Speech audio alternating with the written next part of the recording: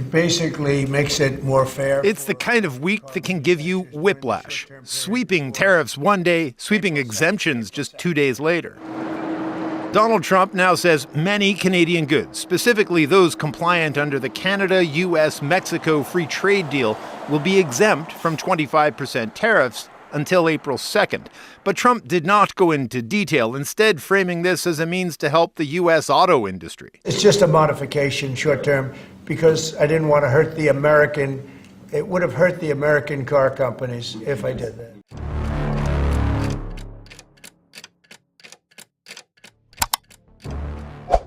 Certains reculs administratifs ne signalent pas seulement des ajustements techniques, mais aussi des repositionnements dans la logique institutionnelle. À la mi-janvier 2026, une instruction provisoire émise par la représentation commerciale des États-Unis a modifié le statut d'une série de licences d'importation de matériaux classés comme stratégiques.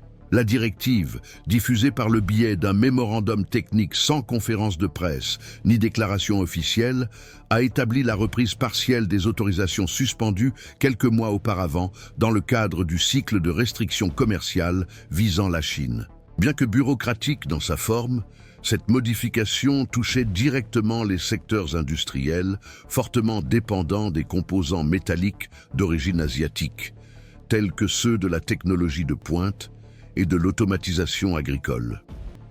La procédure, validée par une clause d'urgence opérationnelle, concernait principalement les composés soumis à des embargos spécifiques depuis le durcissement de la réglementation amorcée au second semestre 2025. La reclassification a été interprétée en coulisses comme un geste de retenue, suggérant non pas une redéfinition stratégique, mais une réponse immédiate à des pressions systémiques internes. Le contexte de cette mesure administrative remonte à une série d'alertes émises par les conseils de réglementation et les chaînes logistiques qui ont identifié des risques d'épuisement des stocks à partir du premier trimestre. Les analyses indiquaient que même avec les accords tarifaires en vigueur, certaines promesses annoncées à la fin de l'année précédente, notamment celles concernant la fourniture d'éléments rares et de matières premières agricoles, ne s'étaient pas concrétisées dans les volumes attendus. L'absence de confirmation de la part des autorités chinoises, combinée au comportement stable des ports asiatiques début janvier, a renforcé l'impression que les engagements pris au niveau diplomatique avaient été, dans la pratique, considérés comme marginaux par Pékin. Dans ce contexte, la décision américaine de libérer partiellement le flux d'importations spécifiques a été interprétée comme un geste unilatéral, visant à empêcher l'aggravation des goulets d'étranglement structurels sans la contrepartie déclarée des interlocuteurs internationaux. La sensibilité du sujet s'est accrue avec la fuite d'un rapport interne du ministère de l'Agriculture, soulignant la baisse inattendue de la demande étrangère pour les produits agricoles américains, en particulier le soja. Le document faisait mention de cargaisons suspendues et de renégociations de contrats provenant des États du Midwest, même après des déclarations publiques affirmant que les engagements pris avec Pékin avaient été réaffirmés. L'intervalle entre l'annonce politique et les effets opérationnels réels a été examiné par des commissions techniques du Congrès qui ont convoqué des audiences d'urgence pour vérifier la cohérence des données divulguées. Les représentants du secteur agricole ont fait état d'une instabilité des commandes et de reports successifs de paiements, tandis que les associations industrielles ont alerté sur la nécessité de constituer des stocks d'urgence de métaux utilisés dans la production de semi-conducteurs, de pièces automobiles et de batteries au lithium. Le contraste entre les discours festifs de la fin de l'année 2025 et les mesures techniques prises quelques semaines plus tard a suscité un certain malaise, même parmi les parlementaires qui avaient soutenu la ligne dure dans les négociations avec la Chine. Lors d'une session à huis clos d'une sous-commission du Sénat, les membres des deux camps ont exprimé leur inquiétude face à l'absence de réciprocité institutionnelle de la part de Pékin. Selon des sources non officielles, l'une des sénatrices présentes aurait directement remis en question l'efficacité de la politique étrangère actuelle en affirmant que la seule partie visiblement assouplie était la nôtre. Cette phrase a circulé en coulisses, comme un signe de fracture entre les partisans de la position actuelle dans les négociations et les secteurs qui faisaient pression pour une réponse plus coordonnée entre les agences. Au niveau international, la réaction a été marquée par une prudence attendue. Les médias d'État chinois ont gardé le silence sur les changements réglementaires adoptés par Washington et ont évité toute mention des révisions tarifaires. Pour les observateurs spécialisés en communication stratégique, ce comportement a renforcé l'hypothèse selon laquelle Pékin a choisi de ne pas s'engager dans les interprétations publiques faites par les États-Unis concernant les résultats du sommet de fin d'année. Dans ce cas, le silence a été interprété comme un moyen de préserver une marge de manœuvre, laissant la contrepartie exposée à ses propres annonces. Le déséquilibre entre le geste technique d'assouplissement et l'absence de réciprocité officielle est devenu un sujet d'analyse pour les centres de recherche liés aux universités et aux instituts économiques qui ont commencé à identifier une tendance à l'unilatéralité opérationnelle de la part du gouvernement américain. La succession d'événements, bien qu'elle n'ait pas entraîné de rupture visible à court terme, a suffi à modifier la perception de stabilité qui était maintenue dans le discours officiel.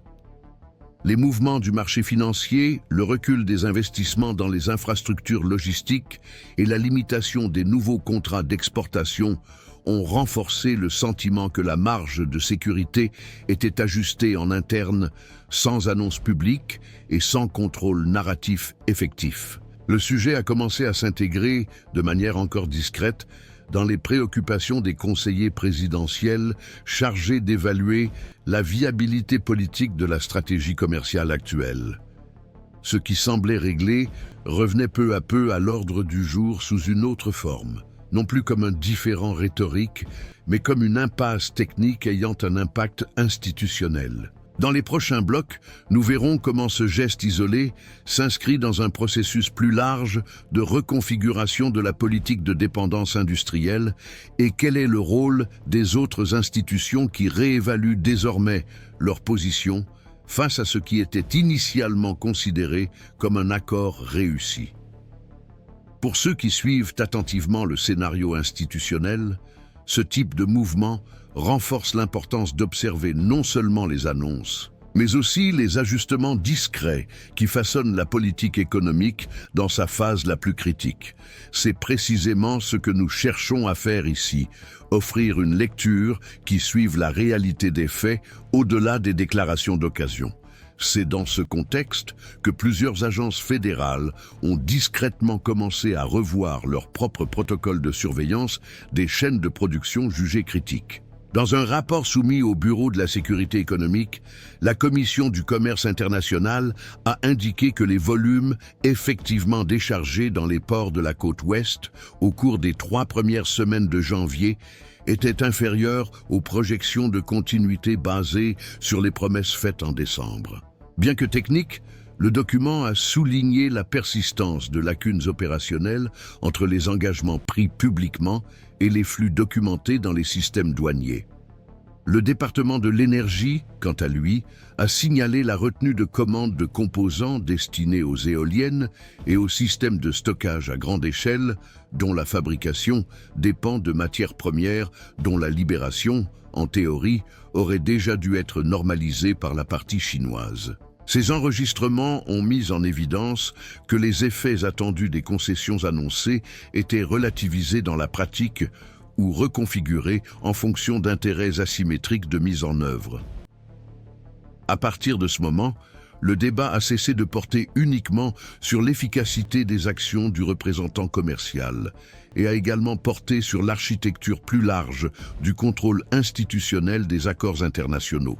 Le Conseil national de sécurité a commencé à recevoir des alertes conjointes du département d'État et des services de renseignement commerciaux concernant la difficulté d'anticiper le comportement normatif de Pékin à partir des interprétations unilatérales faites par Washington. Lors de réunions restreintes, des techniciens ont averti que l'absence d'instruments formels de vérification contraignants rendait toute attente de réciprocité vulnérable aux révisions politiques internes de la contrepartie. Dans le même temps, certains secteurs du Congrès ont commencé à articuler des initiatives de supervision plus incisives, proposant l'obligation de rapports trimestriels de conformité technique des accords annoncés, afin de réduire l'écart entre le discours et la livraison. Cette convergence aide à comprendre pourquoi le département du Trésor a choisi de suspendre temporairement la refonte des directives relatives au crédit subventionné dans les secteurs stratégiques. Cette décision, qui visait initialement à protéger l'équilibre budgétaire face aux distorsions possibles causées par des incitations excessives, a été reportée après un avis technique conjoint du Bureau d'analyse macroéconomique et du Conseil de compétitivité industrielle. Les deux organismes ont suggéré que, compte tenu de l'imprévisibilité des importations et de l'instabilité des volumes opérationnels, le retrait du soutien financier pourrait compromettre l'adaptation des chaînes de production aux fluctuations externes. Concrètement, la structure même de la planification interne a été ajustée pour permettre une plus grande marge de manœuvre en réponse à ce qui est désormais considéré comme un domaine d'incertitude structurelle et non plus seulement conjoncturelle. Du côté du secteur privé, les associations industrielles ont fait appel à leurs conseillers juridiques pour demander des éclaircissements au comité de surveillance commerciale sur la validité réelle des termes convenus avec Pékin. L'absence de mécanisme d'arbitrage efficace et le caractère essentiellement déclaratoire des promesses ont donné lieu à des interprétations divergentes entre les entreprises qui, quelques semaines auparavant, avaient basé leurs projections financières sur des scénarios de reprise. Les constructeurs de machines agricoles ont signalé une augmentation des coûts d'exploitation après le maintien de tarifs logistiques auparavant considérés comme suspendus. Les industries de composants électroniques ont signalé des retards dans la délivrance des licences techniques chinoises pour l'exportation. Dans les deux cas, les pertes n'ont pas été attribuées à des violations directes, mais à l'absence de continuité dans les processus administratifs de l'autre côté de la chaîne, ce qui, dans la pratique, empêchait toute prévisibilité à moyen terme. Cette instabilité a été amplifiée par la position récente des forums multilatéraux sur le commerce, qui, bien qu'ils n'aient pas émis de sanctions ou de recommandations formelles, ont commencé à discuter publiquement de la difficulté d'interpréter comme contraignantes les déclarations faites par les représentants des États dans des contextes diplomatiques sans instruments juridiques cohérents. L'Organisation mondiale du commerce, en particulier, a convoqué une session extraordinaire pour débattre de l'utilisation politique des annonces tarifaires au détriment des engagements juridiquement structurés. Les délégations de l'Union européenne et des pays d'Amérique latine ont exprimé leur inquiétude face à la multiplication des accords de façade, qui reposent sur des cycles courts de convenances stratégiques, sans mécanisme de rapport indépendant. Bien qu'il s'agisse d'un sujet encore naissant, il a permis aux blocs régionaux de demander plus de clarté sur les critères utilisés par les États-Unis pour définir quelles concessions sont considérées comme fermes et lesquelles sont susceptibles d'être suspendues unilatéralement. Suite à cette pression extérieure, le Bureau de la planification stratégique de la Maison-Blanche a lui-même recommandé, dans une note confidentielle, la reformulation du modèle de communication adopté depuis le sommet bilatéral. Au lieu d'annoncer les résultats comme des victoires définitives, l'orientation privilégierait désormais l'idée d'étapes provisoires de coordination, reconnaissant que la mise en œuvre des termes convenus est soumise à des asymétries d'interprétation qui échappent au contrôle direct de Washington. Selon des sources proches du cabinet présidentiel, cette suggestion a été bien accueillie par les conseillers liés au domaine de la sécurité institutionnelle, qui considèrent que la période actuelle est l'une des plus instables en termes de confiance mutuelle depuis le début du conflit tarifaire en 2018. L'abandon, même partiel, du discours de victoire indiquerait un changement d'approche, davantage axé sur la gestion des risques que sur l'affirmation d'une supériorité stratégique. Dans ce contexte, le rôle des comités techniques du Congrès prend une nouvelle importance. Des rapports récents publiés par le Comité des sciences et technologies et le Comité des affaires économiques montrent qu'il existe un consensus croissant sur la nécessité de revoir les paramètres utilisés pour mesurer les gains commerciaux dans des contextes d'instabilité géopolitique. Il ne s'agit pas seulement de réviser les chiffres, mais d'ajuster les critères de réussite adoptés par les organismes gouvernementaux pour évaluer les retombées des accords bilatéraux. Ce changement d'attitude se reflète déjà dans la manière dont les nouvelles propositions sont rédigées, avec des clauses plus souples d'activation et de désactivation automatique, ainsi que des annexes interprétatives qui précisent les limites opérationnelles de chaque terme signé. Selon les rédacteurs eux-mêmes, il s'agit d'une tentative d'éviter la répétition de l'impasse actuelle, dans laquelle les annonces génèrent des attentes réelles sans soutien systémique. La lecture de cet ensemble de mouvements aide à comprendre pourquoi le secteur productif a évité de nouveaux engagements logistiques à moyen terme, même avec les mesures de relance publique en vigueur. Dans divers segments, le choix s'est porté sur la prudence opérationnelle et la diversification géographique des fournisseurs, même si cela entraîne des coûts plus élevés. Plus qu'un signe de méfiance, cette attitude reflète l'apprentissage institutionnel accumulé au cours des cycles précédents. Les promesses diplomatiques, lorsqu'elles ne s'accompagnent pas de dispositifs formels de garantie, ne génèrent pas de stabilité, mais seulement un soulagement momentané. Le constat, partagé dans les rapports internes des banques de développement et des coopératives agro-industrielles, est que le système américain fonctionne désormais en mode de contention stratégique, sans redéfinition claire de son orientation. Pour ceux qui suivent attentivement ces mouvements, c'est précisément dans l'imbrication de ces réponses institutionnelles que se révèlent les limites et la portée réelle d'une politique commerciale en transition.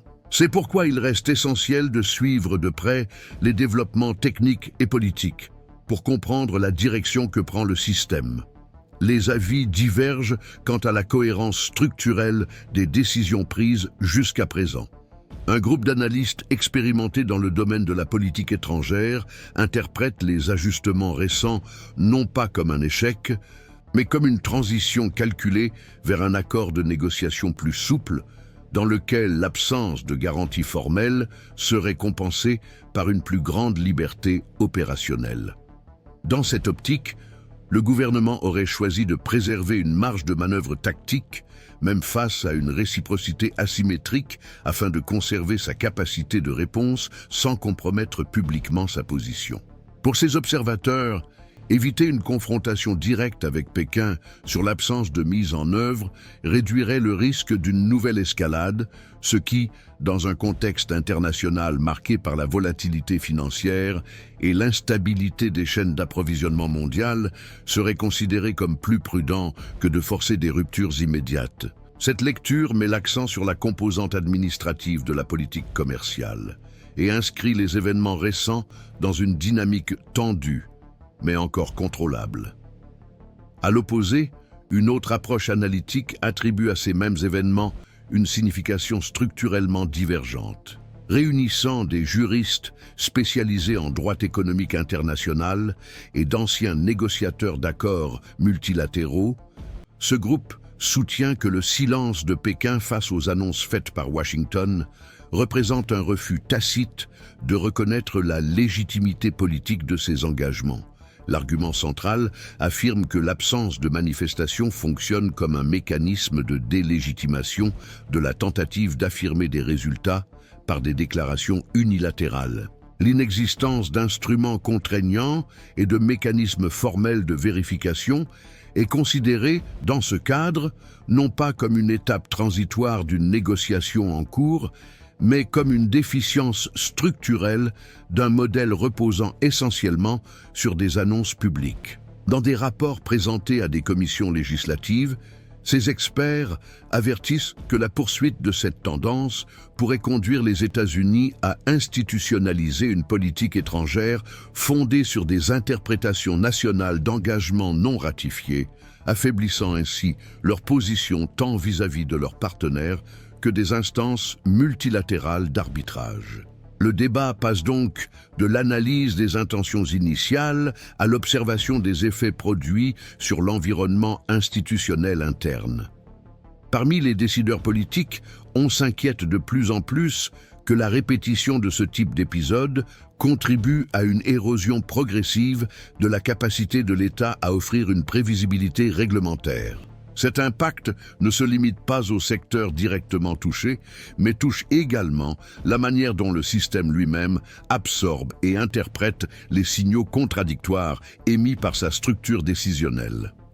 Dans ce contexte, l'incertitude dépasse le cadre de la politique commerciale avec la Chine et touche désormais la crédibilité du gouvernement fédéral en tant qu'acteur capable de tenir ses engagements exécutifs. Le risque institutionnel ne réside pas dans la perte d'un cycle de négociations spécifiques, mais dans l'accumulation de situations où les résultats annoncés ne se traduisent pas par des effets vérifiables dans les délais prévus. Pour les institutions financières, les gestionnaires industriels et les acteurs internationaux, cette dissociation entre le discours et la pratique commence à être intégrée dans les évaluations des risques politiques à moyen terme. Au sein des structures internes de l'État, aucun consensus n'a encore été trouvé sur la réponse à adopter.